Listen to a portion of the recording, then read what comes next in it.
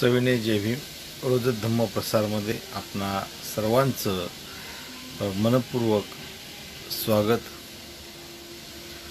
रोजच धम्म प्रसार आपल्यापर्यंत रोजच पोहोचत असतो. रोजच धम्म प्रसार बौद्ध धम्म जिज्ञासा या विषयावरती आपण चर्चा करत असतो. परमपूज्य बोधिसत्व डॉक्टर बाबासाहेब आंबेडकर यांनी आपल्याला जो महान पवित्र असा बुद्ध धम्म दिलेला आहे, त्या धम्माचा प्रसार करणं हे आपलं आद्य कर्तव्य आहे. परमपूज्य बोधिसत्व डॉक्टर बाबासाहेब आंबेडकरांनी बौद्ध धम्म देत असताना त्यासोबत बुद्ध आणि त्याचा धम्म हा पवित्र धर्मग्रंथ आपणासाठी दिलेला आहे.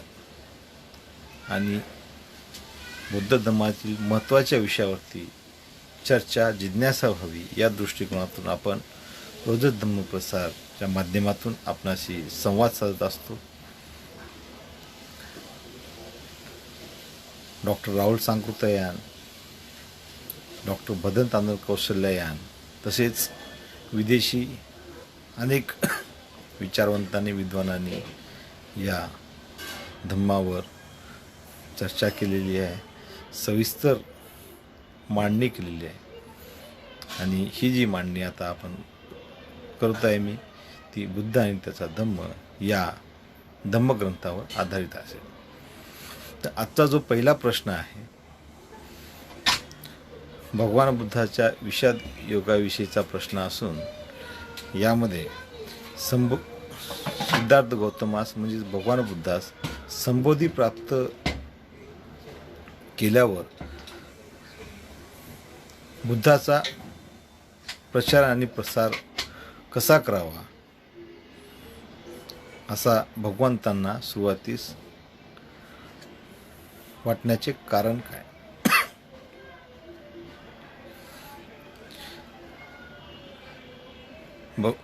भगवान बुद्ध को जब बुद्धत्व बोधि ज्ञान प्राप्त हुआ, उनके बाद उनको बुद्ध धम्म का प्रचार और प्रसार कैसे करना चाहिए इसके बारे में पूछा गया है. तर सिद्धार्थ गौतम भगवान बुद्धांना असं वाटतं की संबोधी प्राप्त केल्यावर भगवंताच्या मनात असा विचार आला की दुसऱ्यांना आपल्या धम्माचा उपदेश द्यावा की आत्मकल्याणामध्येच मग्न राहावे. याला त्याचा विषाद योग असे म्हणतात. देखो, सिद्धार्थ गौतम सम्यक संबुद्ध होने के बाद जब उनको ज्ञान प्राप्त हुआ, बोधि प्राप्त हुई, तो इसके बारे में जब पूछा गया तो ये प्रचार प्रसार कैसा करना चाहिए, तो बुद्ध बोलते कि एक ही वर्ड में कि नहीं करना चाहिए, लेकिन फिर भी बोलते हैं करना तो चाहिए, मगर कैसा, उसका उपदेश होना चाहिए या सम्यक संबुद्धि बोधि ज्ञान प्राप्त होने के पहले जो तो आत्मक्लेश हुआ था उसमें मग्न रहना चाहिए. इसके बारे में सिद्धार्थ गौतम जी बुद्ध जी डिस्कस करते थे. इसी को विषाद योग ऐसा कहा गया है. तर तो कशा प्रकारचा आहे. मला सद्धम्माचे ज्ञान मिळाले हे खरे आहे, परंतु प्रत्येक सामान्य व्यक्तीला ते समजणे व त्याचे अनुकरण करणे हे कठीण आहे. बुद्धिमान लोकांना देखील हे अतिसूक्ष्म आहे. सिद्धार्थ गौतम बुद्ध जी बोलते हैं, मुझे तो सद्धम्म का पूरा ज्ञान मिला है, मगर ये सर्वसाधारण व्यक्ति को कैसे समझाए और उसको समझने के लिए, उसका अनुकरण करने के लिए बहुत कठिन है. और बुद्धिमान जो लोग हैं ये तो अति सूक्ष्म है, ऐसे बुद्ध जी बोलते हैं. माणसाला आत्मा आणि परमात्मा याच्या मोहजालातून निघणे कठीण आहे.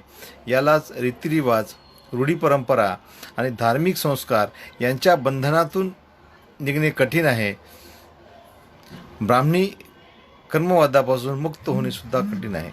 परंतु जब भगवान बुद्ध जी को बोधि प्राप्त हुई, बोधि ज्ञान प्राप्त हुआ, उसमें भगवान बुद्ध जी ये बोलते हैं,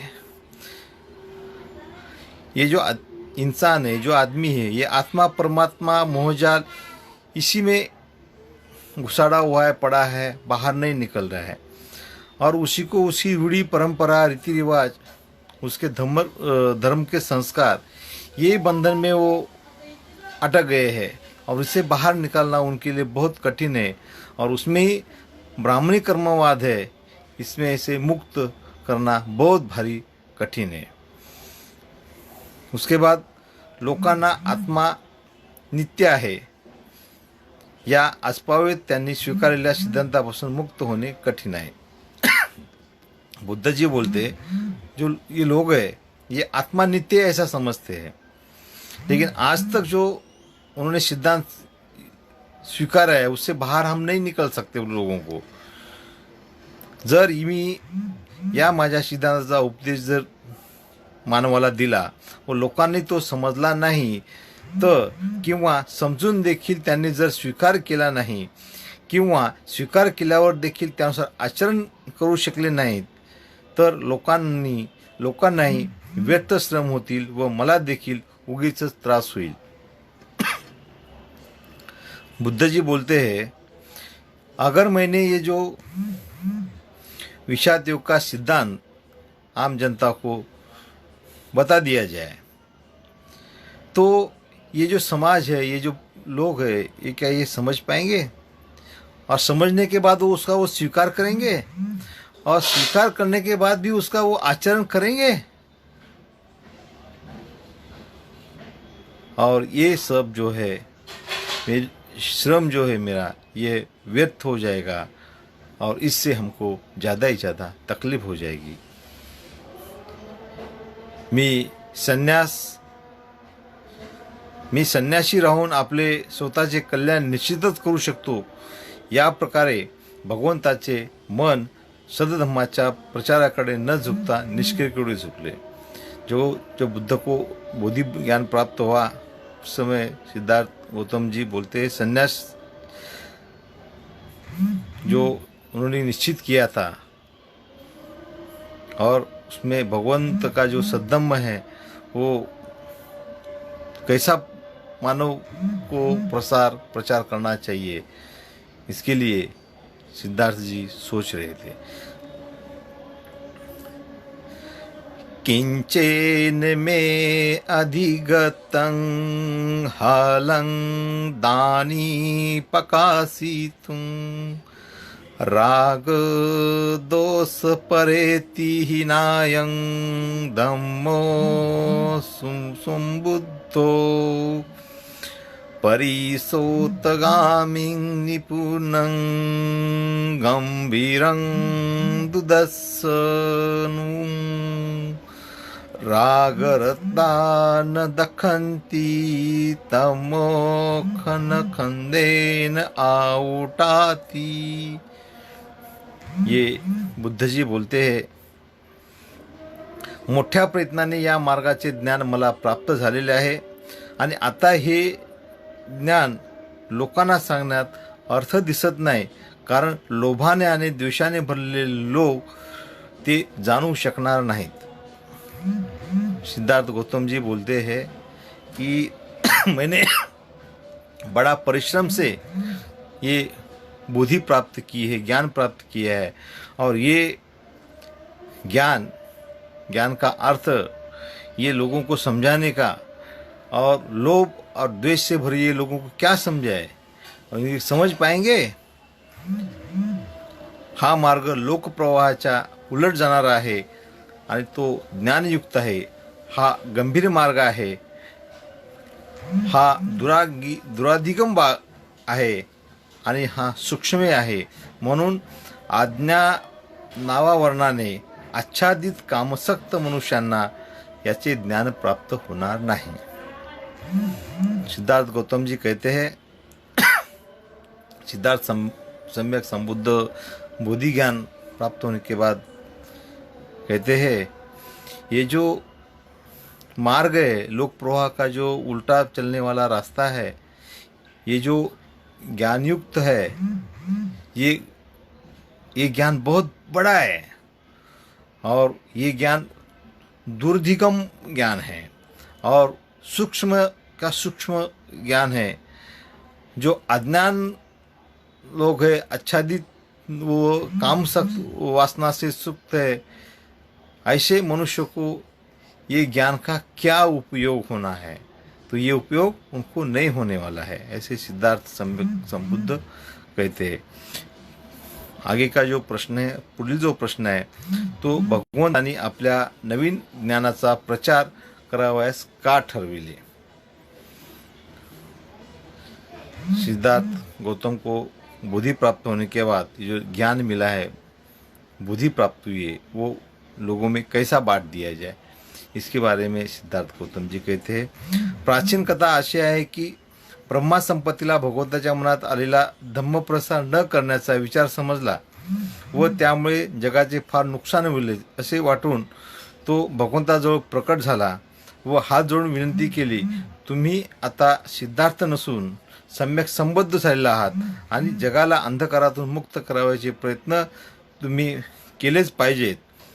पुष्कळसे लोक असे देखील आहेत की जो सद्धम्म श्रवण करावयास आतुर आहेत, या लोकांसाठी अमृताचे दार उघडणे आवश्यक आहे, म्हणून दया करून आतुर आहेत, या लोकांसाठी अमृताचे दार उघडणे आवश्यक आहे, म्हणून दया करून देवता व मनुष्य यांना सद्धम्माचा उपदेश तुम्ही द्यावा। त्यानंतर भगवंताने धम्माचा उपदेश करावयाचा संकल्प केला।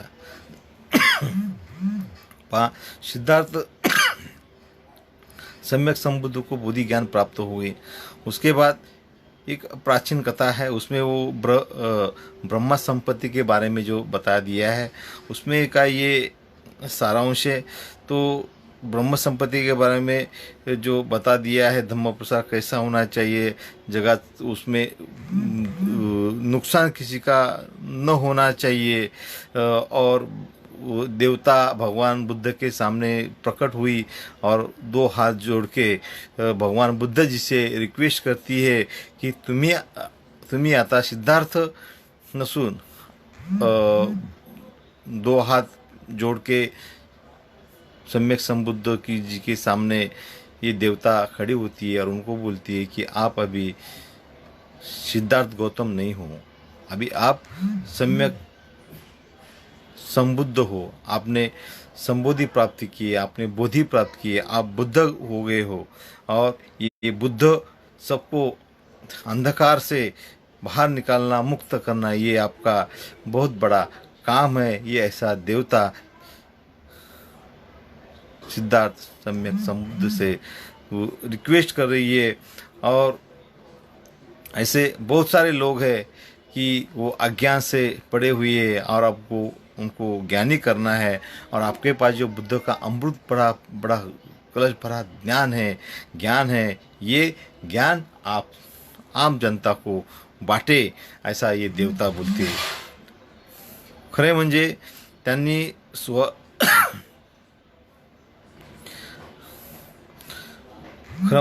स्वागतच पूर्ण विचार केला की जगात एवढे दुःख आहे, त्यामुळे इतर संन्याशाप्रमाणे जगात काय घडत आहे हे केवळ निमूळपणे पाहत न बसता त्यांच्या कल्याणाकरिता धर्मोपदेश करावा।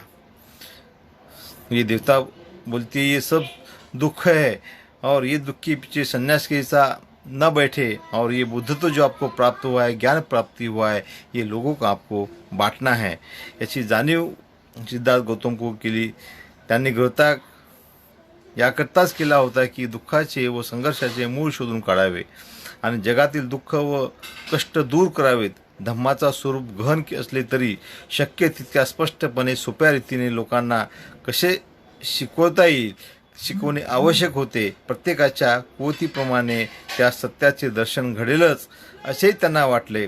मुक्तीचा केवळ हाच एक मार्ग असून प्रत्येक मानवास तो समजावून घेण्याचा समान अधिकार आहे, असे त्यांनी विचार केला। तो सिद्धार्थ सम्यक संबुद्ध को जब बोधि ज्ञान प्राप्त हुई, संबोधि प्राप्त हुई, तो संबोधि प्राप्त होने के पहले सिद्धार्थ गौतम जो थे वो शुद्धोधन राजा के पुत्र थे, और जब उन्होंने अपना घर छोड़ दिया उसके बाद उनको ये लगा कि जग में पूरा दुख ही दुख है और ये दुख से बाहर निकलना है, और ये दुख के ऊपर जो समाधान है, जो इलाज है, वो ढूंढना हमको बहुत सख्त ज़रूरत है। इसी के पीछे सिद्धार्थ गौतम बुद्ध को ज्ञान प्राप्ति होने के बाद त्यांच्या दुख के बारे में धर्मोपदेश करने के लिए भगवान बुद्ध तैयार हो गए। उनको मालूम था कि उन्होंने गृहत्याग किया है, और गृहत्याग करने का मूल कारण ये संघर्ष था। संघर्ष क्यों था? तो दुख भरा हुआ संघर्ष, दुख ही है, कष्ट दूर करने के लिए दुख है। ये दुख बहुत दुख है, और उसमें एक ही है धम्माचं स्वरूप गहन, ये धम्म बहुत बड़ा है और उसका स्वरूप बहुत बड़ा है, और ये इसके बारे में हमको कुछ तो करना पड़ेगा और लोगों को धम्म बताना बहुत ज़रूरी है। आणि प्रत्येक जण आप अपने कृति के हिसाब से, आप अपने लेवल में से सत्य बुद्धा का दर्शन देना चाहिए, असे सिद्धार्थ गौतम सम्यक संबुद्ध को लगा। आणि सिद्धार्थ सम्यक संबुद्धांनी बोधिप्राप्त झाल्यानंतर धम्म सांगितला। याचा पुढचा प्रश्न आहे, भगवंताला विषाद योग नष्ट करून धम्म प्रसार करा अशी विनंती करणारा तो ब्रह्मसंपत्ती कोण होता? देखो, प्रश्न फार महत्त्वाचा आहे। भगवंताला विषाद योग नष्ट करून धम्म प्रसार करा असं सांगणारा ब्रह्मसंपत्ती कोण होता? मगाशी मी सांगितलं की सिद्धार्थ गौतम बुद्धाला बुद्धत्व प्राप्त ते ज्ञान कुणाला द्यायचं का नाही द्यायचं यासाठी सिद्धार्थ गौतम विचार करत होते। त्याच वेळी सिद्धार्थ गौतम बुद्धांना एक देवता उभी आली, समोर आली, हात जोडून उभी राहिली आणि सांगितली, ही तुम्हाला बुद्धत्व प्राप्त झालं आहे, तुम्हाला दुःख मुक्तीचा मार्ग मिळाला आहे आणि तो मार्ग आपण समाजाला सांगावा। त्यावेळी सिद्धार्थ गौतम बुद्धाने हा धम्म जो आहे तो एका देवतेने सांगितल्यामुळे सांगितलं, आणि ही देवता कोण? तर ब्रह्मसंपत्ती। तर ब्रह्मसंपत्ती कोण हा इथे प्रश्न निर्माण होतो। अभी ये ब्रह्मसंपत्ति के बारे में हम आपसे बात करेंगे। तो ब्रह्मसंपत्ति कौन सी है? देखो, ब्रह्मसंपत्ति मैत्री, करुणा, मुदिता, जिसको कि हम आनंद निवृत्ति कहते, आणि उपेक्षा, या चार भावनांना ब्रह्मविहार असे म्हणतात। फार प्रश्न महत्त्वाचा आहे। ब्रह्मसंपत्तीमध्ये पहिले चार ब्रह्मविहार, तर पहिले चार ब्रह्मविहार महत्त्वाचे आहेत। तर चार ब्रह्मविहार कोणते आहेत? तर त्यात एक आहे मैत्री, दुसरा आहे करुणा, तीसरी है मुदिता और चौथी है उपेक्षा। मेरे साथियों, मुझे गर्व और अभिमान लगता है, अगर हमको बुद्ध समझना है, बुद्ध समझाना है, बुद्ध को देखना है, बुद्ध को दिखाना है, तो हमें बुद्ध लेनी जाना जरूरी है। जब तक हम बुद्ध लेनी नहीं जाओगे, बुद्ध नहीं देखोगे, तब तक ये चार ब्रह्म विहार जो है, ये ब्रह्म संपत्ति है, ये सबके ध्यान में बात बैठेगी नहीं। उपासक उपासिका, आपणास नम्र विनंती आहे की बुद्ध धर्मामध्ये काही जे शब्द आलेले आहेत, ती शब्द खरोखर महत्त्वाची आहेत आणि त्या शब्दाचा अर्थ फार महत्त्वाचा आहे। जसं की आता इथे शब्द आलेला आहे की ब्रह्मविहार, ब्रह्मसंपत्ती। अरे ब्रह्म म्हणजे काय? ब्रह्मविहार म्हणजे काय? ब्रह्म हा शब्द बुद्धाशी निगडित आहे का? बंधुओं, पत्थर भी बोलता है बुद्ध ही बुद्ध है, शुद्ध ही बुद्ध है। कारण त्या पत्थर पे लिखा है कि ये बुद्ध की प्रतिमा है, लेकिन बुद्ध की किस चीज की प्रतिमा है ये वहां लिखी है। मेरे साथियों, मेरे दोस्तों, माझ्या मित्रांनो, जर ही चार ब्रह्मविहार आपल्याला पाहायचे आहेत, आपल्या नजरेने न्याहाळचे आहेत, नक्की आपण बुद्ध लेण्यांना भेट द्या। हर बुद्ध लेनी में ये 4 ब्रह्म विहार है ऐसा नहीं, लेकिन कुछ बुद्ध लेनी में ये 4 ब्रह्म विहार है, ये मैं आपको बताऊं। मुंबई में 2 सबसे बड़ी बुद्ध लेनी है। एक है एलिफंटा, जिसको घारापुरी नाम से जाना जाता है। मुंबईतली एक बुद्ध लेणी आहे, तिला एलिफंटा लेणी बुद्ध लेणी म्हणतात, तिला घारापुरी लेणी म्हणतात। ती गेटवे ऑफ इंडिया पासून समुद्रमार्गे आपल्याला तिथे जाता येतं आणि तिथे जी 3 डोके दाखवलेली आहेत ती 4 ब्रह्मविहार आहेत। तीच संकल्पना मुंबईच्या मंडपेश्वर बुद्ध लेणीमध्ये आहे।